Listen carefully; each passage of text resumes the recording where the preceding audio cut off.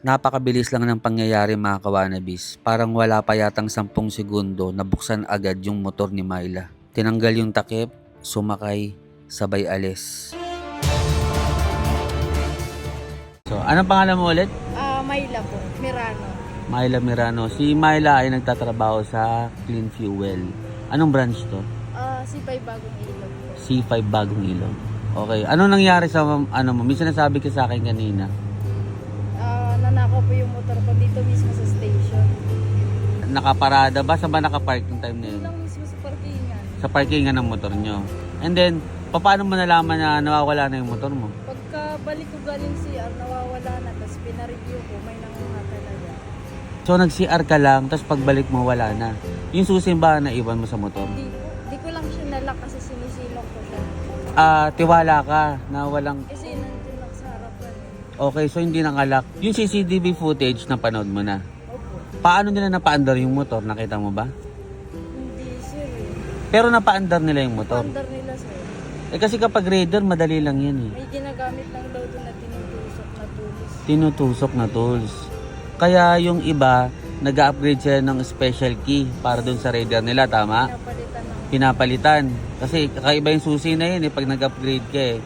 So, kailan nangyari to? nung June 10, ng mga magti-3 ng hapon. Magti-3 ng hapon. Maliwanag pa yun ah. Liwanag, Gano'n nakatagal sa yung motor? 6 months pa lang po. Binili ko yun ng December. 6 months pa lang binili mo ng December. Brand new ba siya? Oh, Oh my God. 111. 111K. Oh my God. Ngayon, pagpapasok ka, ang ginagawa mo? Ay, may ginagamit ko ng motor sa jowa.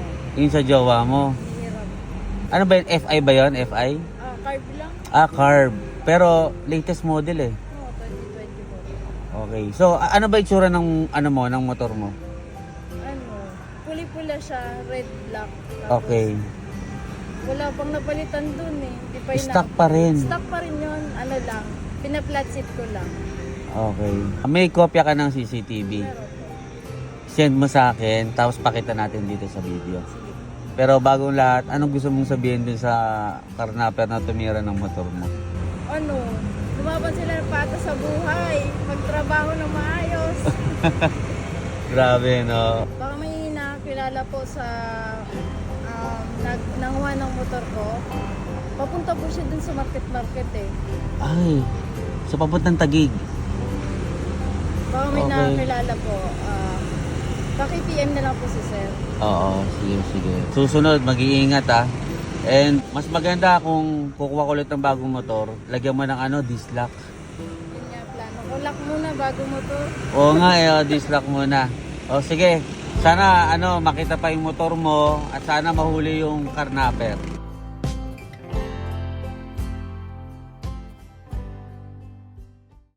2:42 ng hapon, mapapansin na nakaparada yung motor ni Myla sa harapan ng isang restaurant na nakatayo din sa loob ng gasolinahan. Kung mapapansin nyo, dalawang motor yan, yung kay Myla, yung nakatalikod sa camera. Mapapansin din na merong isang sasakyan na nagparada sa gilid ng restaurant. So kung nasa pwesto ka ni Myla sa service station, matatakpan nito yung motor. Para mas maintindihan nyo, ito yung isang angle ng camera.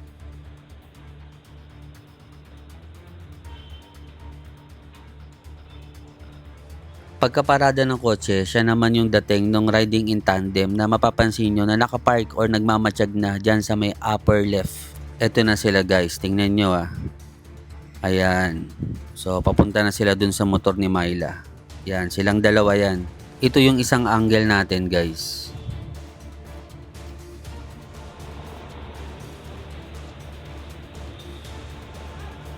So at this time, bumaba na yung isang riding in tandem. So ang papel niya rito, siya yung magpapaandar ng motor ni Myla. Fast forward natin guys kasi masyadong mahaba tong video na to. Pero kung mapapansin nyo, iniikutan na nung karnaper yung motor ni Myla. Pinag-aaralan na rin nung naka-blue yung paligid. At ang nagsisilbing lookout dito is yung nagdadrive ng NMAX. Dito hindi ko maintindihan kung bakit bigla ulit sumakay sa likod yung naka-blue. Pero bumaba din pagkatapos ng ilang minuto. Makikita naman dito na dumaan si Myla. Yan, siya yung naka-green na yan. Pero nung napansin niya na wala yung takip ng motor niya, agad niya itong tinakpan. Base kasi sa pag-uusap namin, ayaw niyang naiinitan yung motor niya. At sa pagkakaintindi ko, kaya siya tinawag ng customer para sa susi ng CR. Pero instead na siya yung mag-abot ng susi, yung kasama niyang babae, yung sumunod sa lalaki, papunta sa CR. Base lang to sa observation ko, hindi rin ako sigurado. Pero maririnig kasi sa CCTV na sinigaw ni Myla yung susi na iabot sa customer. Pagkatapos takpan ni Myla yung motor niya, bumalik na siya sa estasyon niya. Pero mapapansin na matyagang nagmamatsyag talaga yung riding in tandem. Ang pinagtataka ko, alam na nila na yung may-ari ay naka-duty lang at ilang di pa lang yung layo mula sa kanila.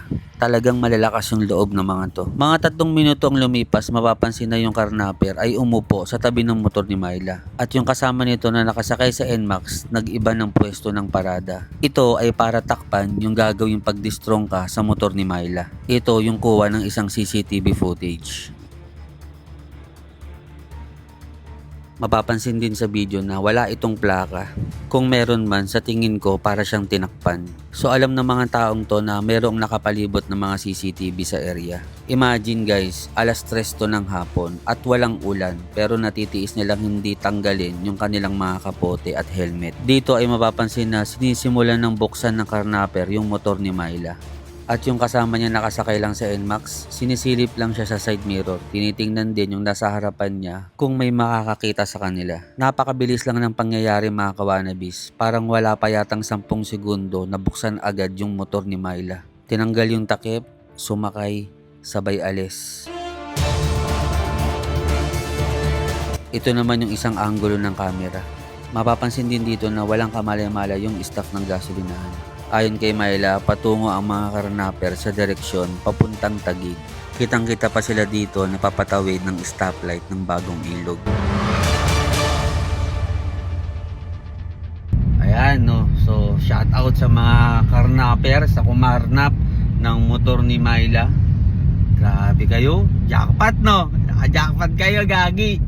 Mataas yung pa mabibenta yan, 2024 model o kaya i-ano nyo na lang, i-parts out nyo na lang, katayin nyo guys, tapos benta nyo yung mga parts, kikita kayo ng malaki dyan. Jackpot! Tingnan nyo, sa impyerno punta nyo, tingnan nyo.